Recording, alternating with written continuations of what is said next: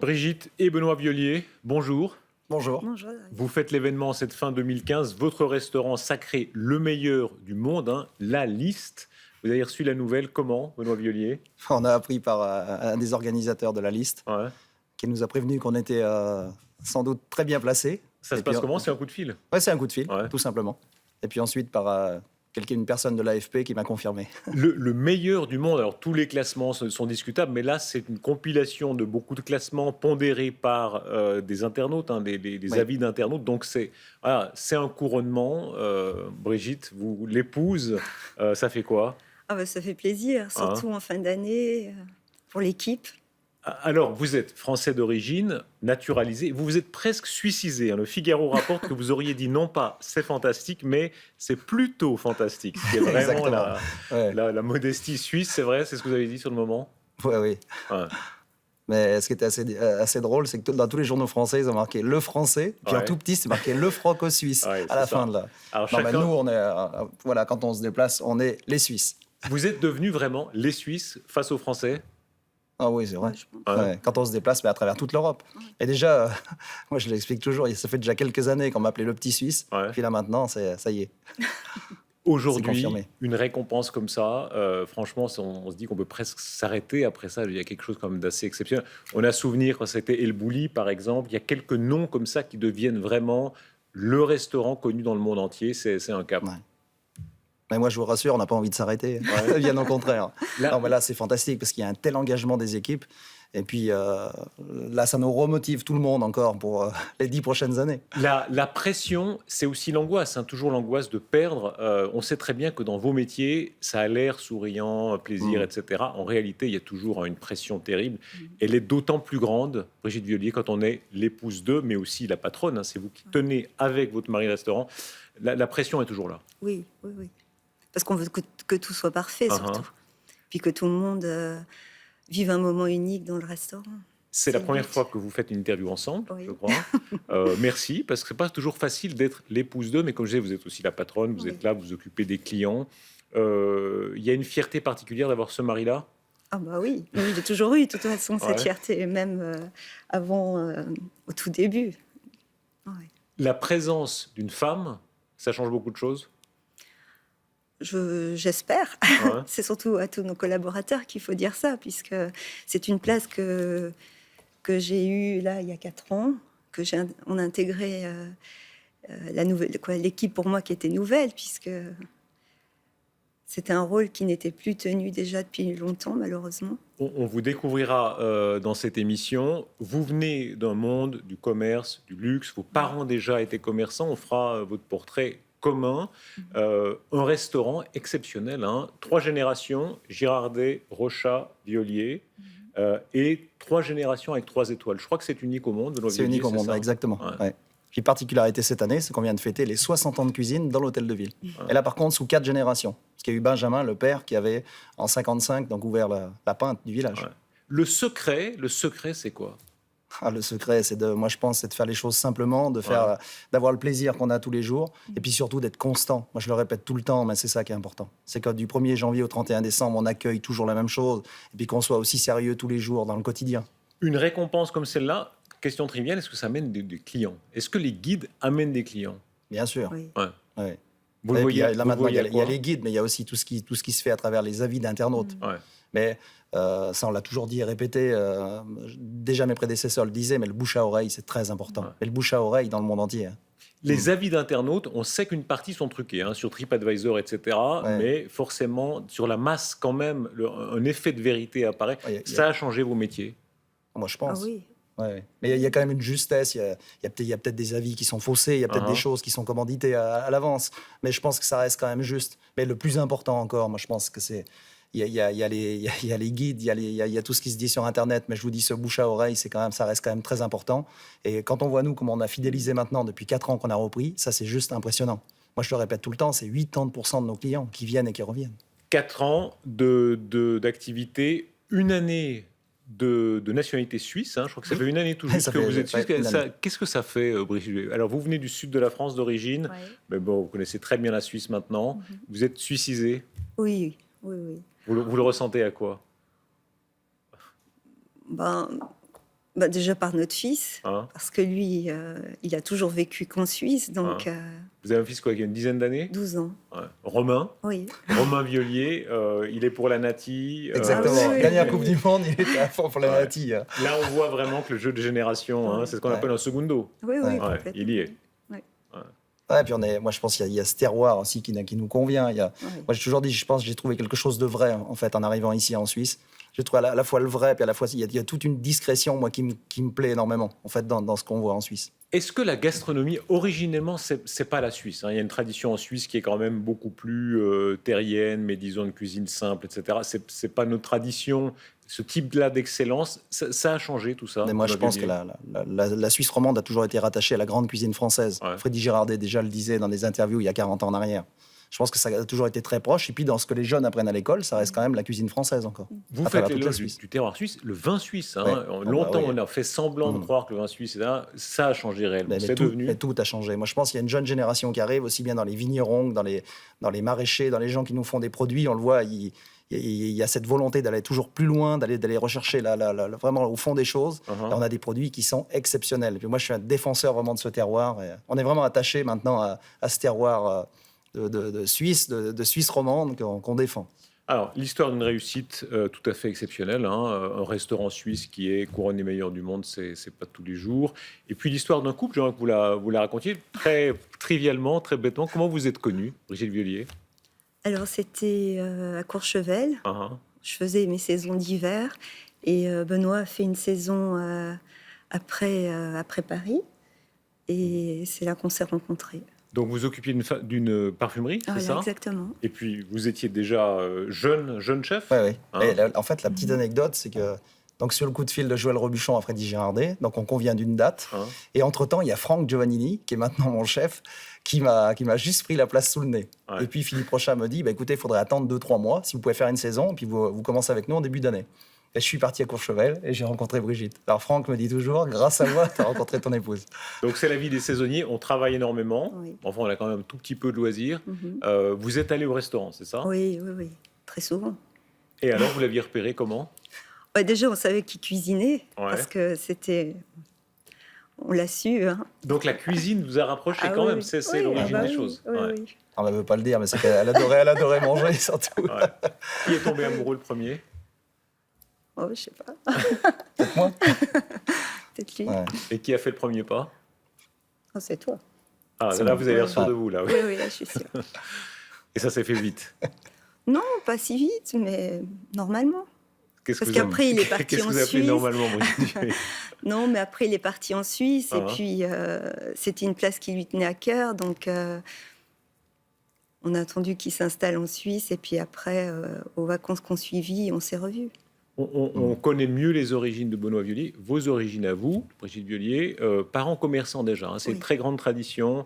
Il tenait une crêperie, c'est Ouais, ça? une crêperie pizzeria dans le midi de la France, Uh-huh. l'été. Et puis l'hiver, un libre-service d'alimentation.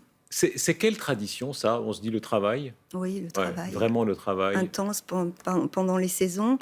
Et puis après, le calme pendant un mois et demi. Uh-huh. Puis on recommence. C'est des métiers où on s'absente très peu. Oui. Si on peut, Travaille on n'est tous les jamais jours. malade. Oui, Ouais. Ça, c'est une continuation de ce que vous faites aujourd'hui? oui, oui, oui. Non, mais on aime ça, on aime partager, Ouais. on aime être disponible, on aime faire plaisir. Moi, je pense que c'est des métiers où là, tous les jours, on a envie que de donner du plaisir. Tous les matins, moi, je vois avec Franck, quand on est tous les deux en train de regarder les listes de clients, on voit il y a des anniversaires, on voit il y a maintenant, il y a aussi toutes ces intolérances et tout ça. On essaie d'apporter énormément d'attention, puis surtout que vraiment nos clients passent le meilleur moment possible. Ça veut dire des journées qui commencent à quelle heure? Tôt le matin, vers 7 h, Ouais. et très tard le soir, jusqu'au dernier client quand il part. Ça veut dire quelle heure? C'est 1 heure en moyenne, quoi. Ouais. Donc, combien de sommeil? Combien d'heures de sommeil? Bon, moi, je dors peu. Ouais. Avec 5-6 heures, j'arrive Ouais. 5 heures, j'arrive à tenir. On se dit quand même c'est des métiers de chien, hein, parce que quand on est côté scène, voilà, tout a l'air facile, etc. Quand on est côté coulisses, dormir 5 heures, travailler non-stop le jour, hein, ça paraît extrêmement pesant. Mais moi, j'ai pas l'impression d'aller au travail tous les jours. Moi, je vis à fond tellement ma passion que je pense que ce qui fait la différence entre des métiers comme le nôtre, comme on le vit comme ça pleinement, c'est qu'il y a peut-être des métiers, en fait, on va au travail dans la semaine et puis on vit ses loisirs et ses plaisirs à travers les loisirs. Moi, je vais tous les jours. Tous les jours, c'est mon plaisir. Et puis, vous avez cette satisfaction, en fait, quand vous voyez toute cette matière première qui se transforme. C'est des moments merveilleux. Moi, j'adore le début du service, par exemple. Quand tout se met en place et tout. Vous êtes d'un enthousiasme fascinant, vous êtes d'une ambition fascinante, franchement, parce que pour arriver là où vous êtes, il faut beaucoup se battre.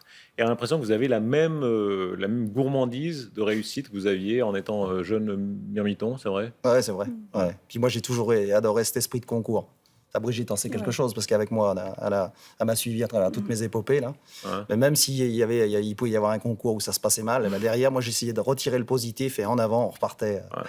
Alors là, vous avez l'air timide, Brigitte Viollier, mais en réalité, tous ceux qui connaissent votre restaurant, vous êtes la patronne, quoi. C'est-à-dire, c'est un rôle très important, d'accueillir les gens. Ça veut dire quoi, être la patronne d'un restaurant?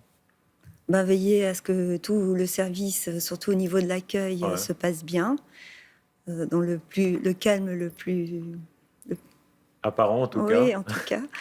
Et puis que tout se déroule agréablement pour les clients et pour l'équipe aussi. La discipline dans le monde de la cuisine, c'est resté très fort. C'est vrai en cuisine, c'est vrai en salle aussi. Oui. Oh, oui. Puis il y a beaucoup d'attention qu'il faut. On parle toujours de brigade. Donc quand on dit une brigade, ça reste quand même très militaire, avec des chefs, des sous-chefs, des chefs de rang, des maîtres d'hôtel, aussi bien côté salle que côté cuisine. C'est très hiérarchisé. Ça n'a pas changé. Non, ça n'a pas changé. Et puis, moi, je pense que dans une grande maison comme ça, on est obligé comme ça qu'il y ait une hiérarchie, puis il y ait beaucoup de respect. Nous, chez nous, il y a peut-être des collaborateurs des fois qui sont plus ou moins d'accord avec ce qu'on dit, mais il y a un respect qui est là toujours. Vous êtes grand chasseur. Vous sortez un livre aux éditions Favre, La cuisine du gibier à plumes d'Europe. Il a plus de 1000 pages. Je crois que c'est vraiment non, mais c'est vraiment une encyclopédie. L'idée générale, c'était d'essayer de rassembler déjà un maximum d'informations, déjà tout ce qui me passionne. Et puis, moi, je me souviens quand j'avais parlé à l'époque à M. Rochat que j'allais faire ses livres, je lui avais dit, je vais commencer par deux livres qui me tiennent à cœur et qui me passionnent. Peut-être que j'en ferai que 2 dans ma vie, mais au moins, j'aurais vraiment essayé de rassembler quelque chose qui me plaît. Vous êtes un cuisinier érudit, les très anciens bouquins de cuisine, les Grémoulariens, etc. Tout ça, c'est votre univers. Tout le 19e. En fait, tous les livres de cuisiniers. Parce que le siècle, si on prend tout le 19e, c'est passionnant, parce que c'est là que tout s'est mis en place, c'est là que tout a été codifié, et c'est vraiment un siècle merveilleux. Quand vous voyez les menus de l'époque, on a l'impression que ça n'en finit pas, que les gens s'emplissaient comme ça. Ils mangeaient plus vraiment que nous. Ils mangeaient beaucoup plus.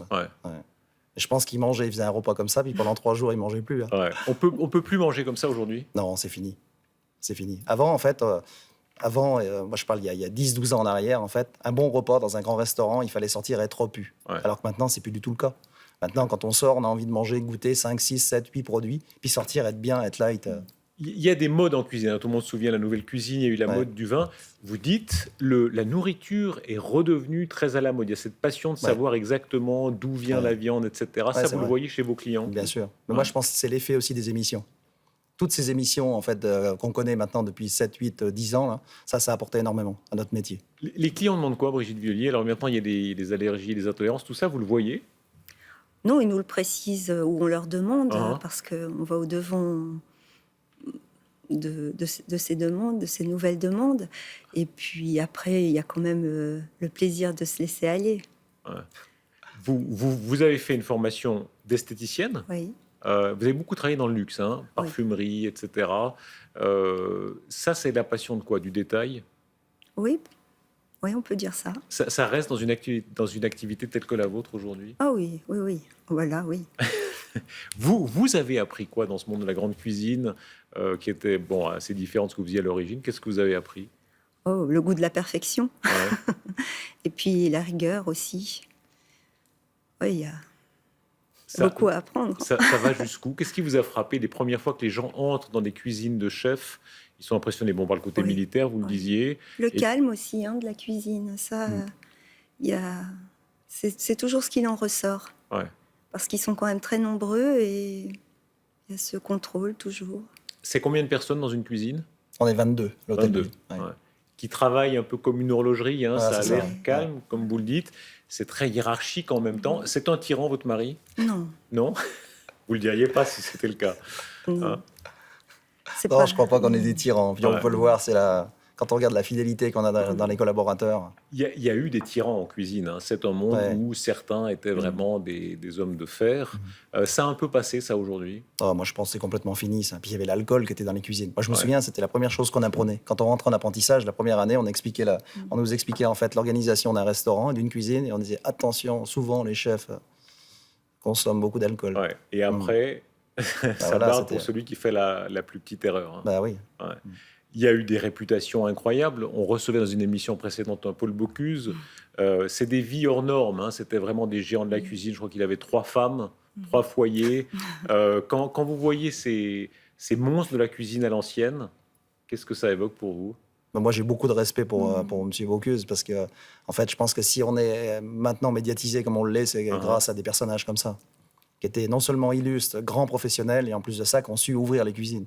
Mais c'était assez drôle parce que moi, je me souviens, la dernière fois que je l'ai vu à un des concours des meilleurs ouvriers de France, il disait « J'étais le premier à sortir les cuisiniers des cuisines, maintenant, il faudrait qu'ils s'y remettent. » Il y a des émotions dans les cuisines. Hein. Il y a une phrase célèbre de Yourcenar où elle dit en amour, on peut pleurer, on pleure pas devant un plat. Vous, vous dites non, vous avez vu des gens pleurer. Ah, mais régulièrement. Encore hier soir, oui, j'en parlais avec Monsieur Villeneuve encore. Ouais. J'avais encore une table hier soir qui était très émue et la dame avait la larme à l'œil. Donc, Ouais. Ça ressemble à une pub, mais vous dites non, vous dites vraiment, vous voyez des gens. non, mais c'est vrai. C'est quoi Ouais. l'émotion gustative, l'émotion de vivre un moment particulier? C'est surtout l'émotion gustative et en fait, c'est tout ce que c'est la flaveur en fait qui est tout ce qui en ressort de cette cuisine. Parce que souvent, en fait, ça reste quand même des moments juste exceptionnels où voilà, on le voit à travers nos convives, ils vont le vivre qu'une à deux fois dans leur vie. Donc, Vos souvenirs à vous, Brigitte Vuillard, alors quand on a un mari cuisinier, la première fois qu'il vous a fait à manger, c'était quoi? Ah, c'était du homard. Ouais, c'est chic. Oui, Ouais. Et homard, comment vous vous souvenez forcément? oui, ben, c'est un homard rôti. Ouais. Ouais. Et comment ça marchait? Vous l'aviez invité? Non, il était monté à Courchevel, il avait Ouais. amené la vaisselle, Ouais. il avait tout prévu. Ah oui, donc Ouais. vous êtes romantique. non, mais j'avais Ouais, posé ouais, d'autres complètement. questions avant pour savoir Ouais. ce qu'elle aimait. Et moi, j'adore travailler tous ces produits de la mer. Quand on parle d'émotion, c'est les premières chez vous. Hein. Vous dites ça, c'est votre côté un petit Mozart de la cuisine. Vous dites à l'âge de 5 ans. Oui. Vous êtes de Charente. Hein. Oui, Charente-Maritime. Petit village, comment ça s'appelle? J'ai noté ça, Montil. Montil. Combien Oui. d'habitants? Alors, 500-600 habitants. Hein. Ouais. C'est pas mal. Partir de Montil et devenir meilleur cuisinier du monde, c'est un parcours. Ouais. Ouais, c'est un parcours. Ouais. Ouais. Ouais, puis sans griller les étapes, toujours vraiment faire les choses les unes derrière les autres. Et puis moi, cette passion pour les concours, tout le temps cette remise en question, tout le temps le fait aussi de se dire on n'a peut-être pas été bon, on va encore faire mieux demain. Et ça continue tous les jours. Les femmes, on y revient toujours hein, chez les cuisiniers. Alors, c'est l'épouse qui tient le restaurant. Et puis, c'est votre mère. Vous Oui. faites un portrait de votre mère qui est admirable, qui vous a appris, qui vous Ah a ouais. initié au goût. Hein. Ouais. Et elle a ce don, en fait, et cet amour pour ses enfants, pour la famille. Et puis ensuite de ça, cet amour pour la cuisine. Et quand on y retourne maintenant, elle nous fait toujours ces plats qu'on a connus dans l'enfance. Mais les goûts n'ont pas changé, en fait. C'est vraiment ce qu'on a connu quand on était tout jeune. Alors, Et bon, puis une grand-mère qui était cordon bleu. Parce qu'il y a eu, en fait, une époque, moi, je dirais qu'entre les années 30 et les années 50, il y avait ces diplômes de cordon bleu qui étaient donnés dans les campagnes. Et ça, ma grand-mère était tout fière d'arborer au-dessus sa gazinière son diplôme. la Charente, c'est l'océan qui est pas loin. Hein. Ouais. Tout ça a compté pour vous. Il y a beaucoup de gamins aujourd'hui, les premiers goûts, c'est le Nutella et puis les sticks de poisson. Ouais. Vous, vous dites, c'est les goûts iodés. Oui, c'est ça. Ah moi, bon, j'ai un souvenir de ça. Puis Ouais. on allait pêcher, on suivait. On suivait les saisons et on se nourrissait au rythme des saisons, tout simplement. Ouais. Parce que moi, mes parents n'avaient pas des moyens moi, je viens d'une famille d'agriculteurs, vraiment de paysans. On avait quelques vaches, on avait 7 hectares de vignes. Donc on était dans le vignoble en petite Champagne, où mon père faisait du Pinot des Charentes et du cognac. Aujourd'hui, Brigitte Vuillard, quand vous goûtez la cuisine de votre mère, vous êtes d'abord la première à tester les plats, une des premières. Oui, une des premières. Ouais. Comment vous êtes sévère d'abord? Oh non, j'arrive pas. C'est vrai? Non. Non, c'est toujours une découverte, des nouvelles saisons, des nouveaux Ah. produits qui arrivent. C'est toujours une découverte. vraiment. Les premières émotions gustatives pour vous, qu'est-ce que c'était?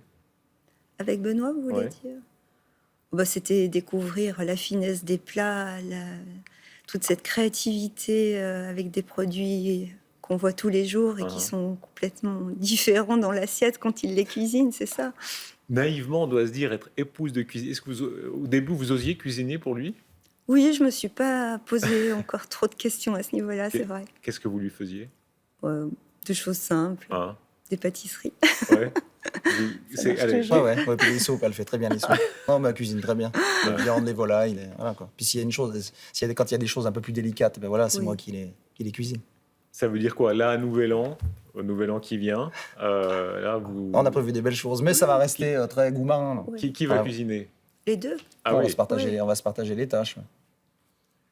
Le menu d'amoureux, qu'est-ce que c'est? Alors, c'était le homard pour vous. Vous savez que c'est la question qu'on se pose souvent quand on invite la première fois.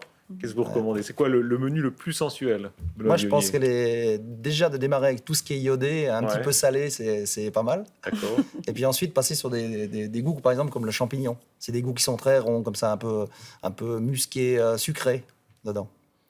Mais c'est vrai que terminer par un bon crustacé, généralement, ça le fait. Hein. Vous avez travaillé dans la parfumerie. Vous me disiez quelque chose d'intéressant avant. Il fallait aller chercher le client. Aujourd'hui, le client vient à vous. Oui. Bon, c'est un peu vous les stars aujourd'hui. Hein. Les clients souvent viennent à vous parce qu'ils ont lu un article sur vous, etc.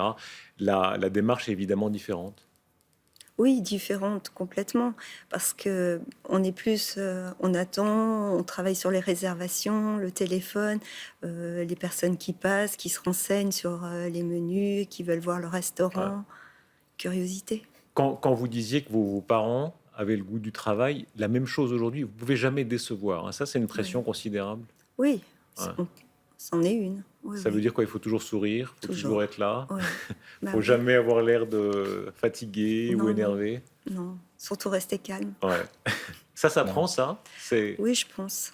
C'est un travail sur soi hein. qu'on essaie d'acquérir, quoi. Surtout pour moi, parce que c'est quand même quelque chose de nouveau.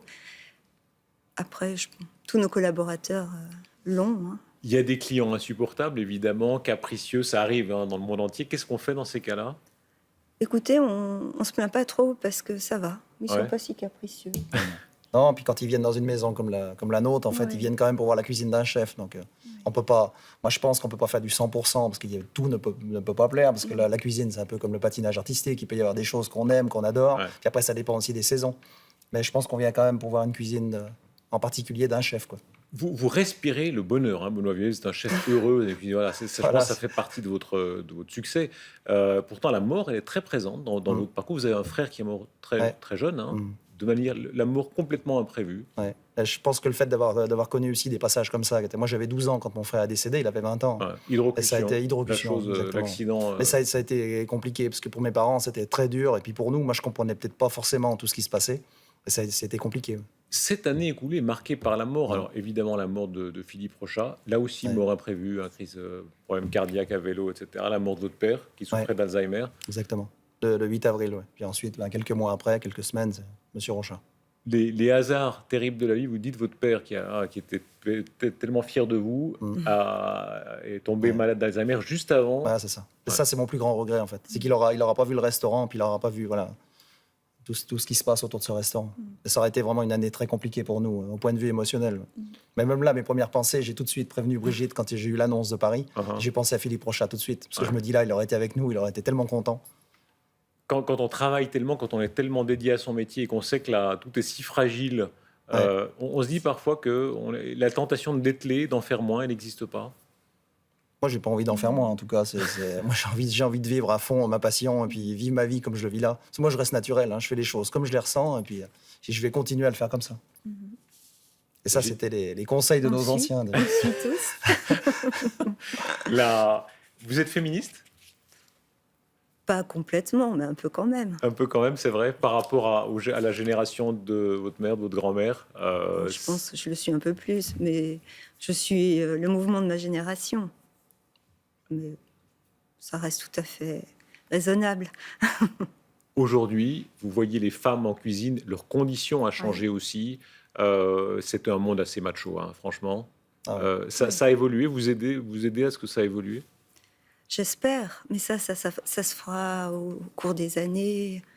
Mais ça reste quand même un métier incroyable pour une femme. On a encore peu de femmes hein, dans la Ouais. cuisine. Ouais. Souvent, on pose la question, mais moi, je vois à Crissier, on a 4 filles pour 22 cuisiniers. On aimerait avoir plus, mais déjà, bon, on a peu de tourneuses dans la maison.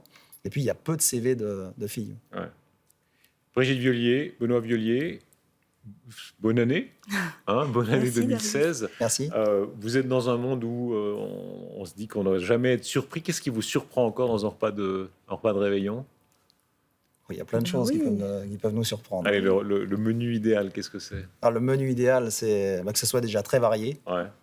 Moi, je reviendrai encore sur mes goûts iodés. On peut aussi surprendre à travers un plat végétal. Par exemple, là, en période de truffe, on peut accommoder la truffe. Il y a un grand classique qui est chez nous, c'est la truffe et le cardon. Ouais. Mais souvent, ça procure des émotions qui sont incroyables. Les restaurants sont chers hein, pour beaucoup de gens. Le Ouais. plat, le plat le moins cher qui pourtant fait de l'effet, c'est quoi? Oh, nous, on a toujours des entrées à base des plats végétariens qui font, Ouais. comme je vous disais avant, qui font des effets, qui ont toujours des effets qui sont incroyables. C'est-à-dire, exemple?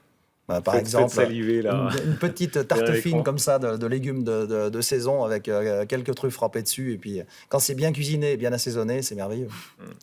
On parlait tout à l'heure de votre fils, un garçon de 12 ans. Qu'est-ce Oui. qu'on apprend quand on est à ce point-là dans la gastronomie, mère et père? Qu'est-ce qu'on lui apprend, Brigitte Violier? Oh bah, les bonnes choses, déjà. Ça commence par les petites purées de légumes, après les compotes, et puis c'est une découverte gustative que l'on va faire pendant ces diverses années. Et puis après, on passe à des viandes, des épices, des petites herbes, des champignons. Brigitte Violier, concluons avec vous, parce que d'abord, merci pour l'exercice, parce que c'est pas facile de faire une interview à deux, mais merci beaucoup. Le moment de fierté, alors, Marie, meilleur cuisinier du monde, mais il y a d'autres moments, j'imagine, dans l'existence où la fierté de ce que vous avez fait ensemble, quand est-ce que vous l'avez ressenti vraiment? Oh bah, la naissance de notre fils. Ah oui. Ouais. Oui. Pourquoi Romain? Ça nous plaisait. Hein? Ouais. La Suisse aujourd'hui, après un parcours très français, hein, l'un et l'autre, vous avez été dans les cuisines des grands ministères, hein, c'est vraiment devenu votre pays? Ah oui, oui, oui. Oui, et puis on s'y sent bien, et puis maintenant on y est pour normalement assez longtemps. Normalement, ça veut dire combien Ouais, d'années? jusqu'à la fin de nos vieux jours. Ouais. Moi, je trouve que c'est un grand village. Ouais, on se connaît tous. Et puis, il y a aussi, je vois à travers tous les professionnels, là, à travers, je vois tous les chefs des grandes tables suisses, par exemple, on s'entend tous très bien. Et puis, il y a quelque chose qui est particulier quand même en Suisse. Vous parliez de la discrétion suisse. Ouais. Il y a quelque chose de différent. Voilà, les caractères des deux pays, c'est si proche et c'est Le tellement français différent en même peut-être temps. plus exposé, voilà, sa réussite. Moi, je trouve ici, les choses sont toujours bien placées à leur juste milieu. Et puis, cette discrétion me plaît beaucoup. Moi.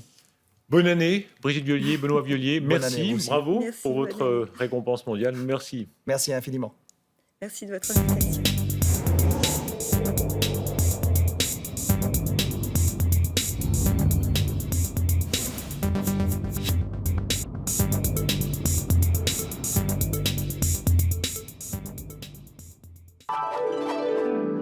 Pardonnez-moi avec le matin dimanche.